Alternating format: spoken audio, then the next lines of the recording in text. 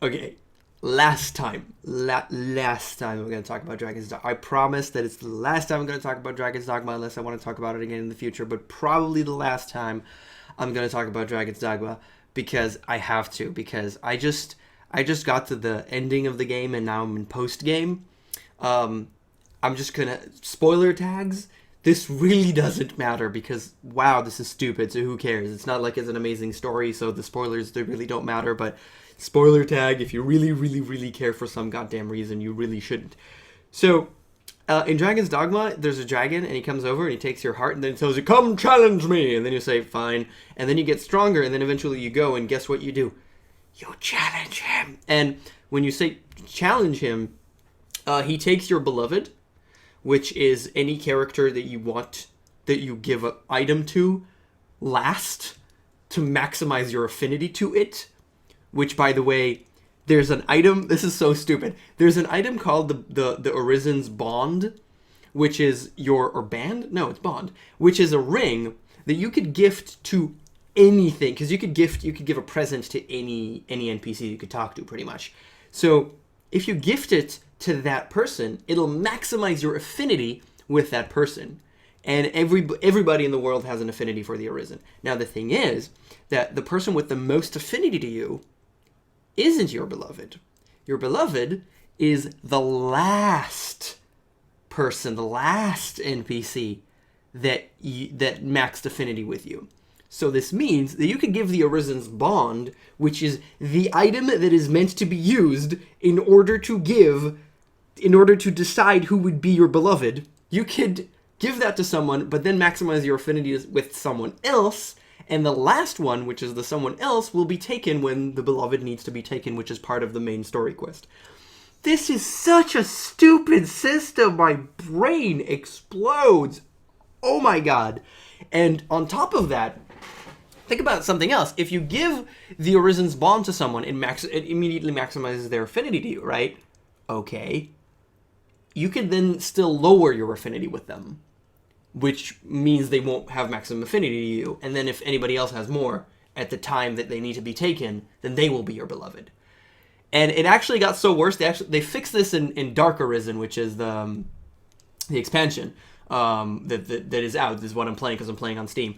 But you could actually, just with normal interactions, raise your affinity.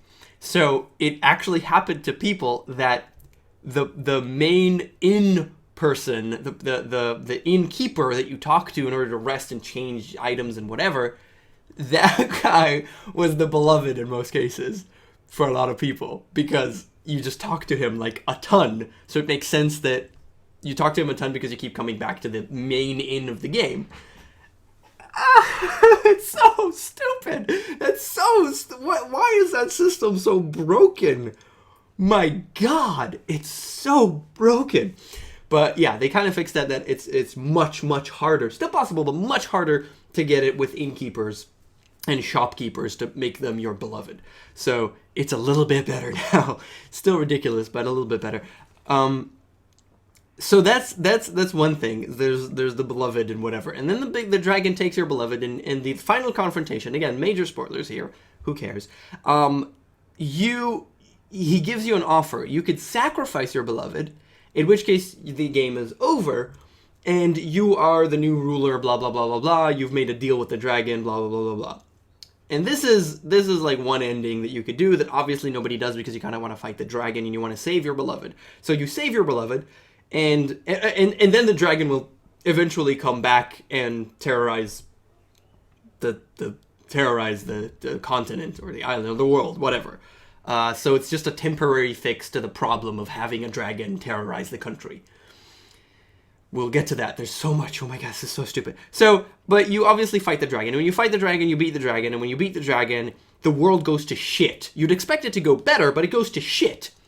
Why does it go to shit? I don't know, but it does. And then another part, which is sadly found in the big city, in the main city of the game, rips up a huge hole in space-time between the different worlds, and then you have to go there and beat God. You literally go and beat God, okay? You defeat God, and by defeating God, you obviously become God. And when you are God, you're sad. Because God can't do anything. What? Yeah, God can't do anything. You could just walk up and you're a ghost and you can't interact with anyone, but you can walk up and look at things. And it sucks. And then you note that in your inventory, which by the way you still have, is for some reason, because it's meaningless, you have a sword that you could use to kill yourself with. If you use it, you kill yourself. And then you kill yourself and you're God, but you could still kill yourself. And then you're dead. And then the game's over and you've broken the cycle. What? So the cycle, I hope I'm not screwing this up. So the cycle is that if the Arisen, there's a dragon comes in. A dragon comes in and he creates a new Arisen by taking somebody's heart. And then that Arisen will not, why is it called Arisen? I don't know. And then that Arisen can't die other than combat. He won't die of old age, but he can die in combat, but not of old age. Because reasons. He doesn't age for some reason. It doesn't get sick. Though gets sick through combat, but doesn't die. So, and then he's supposed to go and beat the dragon. The dragon wants him to come over and beat him. I don't know why the dragon ever gives you a deal about the one that you love, because it doesn't make any sense. But let's slide that away. And then if you beat the dragon, you are strong enough to go and fight the Seneschal, basically God. You're strong enough, you have a will, that you could go and try and beat the Seneschal. So if you go fight the Seneschal, and if you lose, you become the next dragon. So the cycle continues. But if you don't lose, then you beat him, then you become the next Seneschal. And then there's no dragon until the Seneschal decides that there should be another dragon, so that someone should come over and take over for him, because he doesn't want to be God anymore, because he's been God for such a long amount of time that he's sad now, or something. Does this make any sense to you? Because it's really stupid. Basically, Dragon's Dogma is a wonderful game. The story is dumb, and I didn't even talk about the pawns. The pawns are literally a game mechanic. It's a game mechanic. They wanted to have units that are with you, and they had to find some kind of way to explain them. So they farted some kind of random thing. They barely even give anything. Oh, by the way, there's creatures that are almost human, but not really. They lack willpower, and they're with you. And is this really the story? Is this really the whole cycle? I thought it would be a little bit better than that, and a little bit more meaning. No, it's just really stupid, and it's just, oh my god. Oh, wow. And the thing is that a lot of things that are not explained well at all.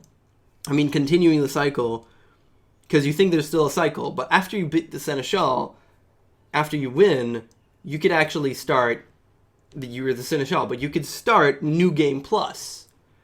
And when you start New Game Plus, you start with all your old levels and stuff. So, I guess New Game Plus is not a thing that should make sense in most cases, so it doesn't really matter. But it's like, really, this story's so dumb. And some of the gameplay system are so dumb, or explained in a really bad way, and it's just, man. It could have done a lot better. I mean, it could have just had a good story. This is just basically just basic story stuff. Forget about the pawns. Forget about the system, the beloved system, which is really stupid. It could have a good story, and it just has a really dumb one. But there's still a ton to do. That's the good thing. I'm still going to play it because there's still a ton to do in post-game. There's still a ton to do. And also there's Bitter Black Island, which is a thing you can get in Dark Arisen, which is a totally different place with a ton of story on its own, and it's really, really difficult. Like, the core game is incredibly easy. I'm playing on hard mode, so I get double the experience points, and I'm incredibly powerful at this point because I got some items from Bitter Black Island, which are the most powerful items that you could get in the game at all. And then I went back to finish the game, which is super easy to do at this point because I'm so strong. So now I'm in post-game, there's a couple more things to do, and finishing the game. Once I finish the game, I will only be able to go to New Game Plus. So now I'll just go and finish some stuff at Bitter Black Island, and maybe go into New Game Plus, and then go back to Bitter Black Island in order to do all the things there that are much, much harder, maybe. Basically, I'm still enjoying it. It's stupid as hell, but I'm still enjoying it. It's a great game. I've got like 40 or 50 hours at this point. I'm not stopping. And I will stop Dark Souls 3 when Dark Souls 3 comes out. So yeah, Dragon's Dogma is just it's a wonderfully stupid game. I'm loving it. Thanks for watching. See you guys next time. Bye.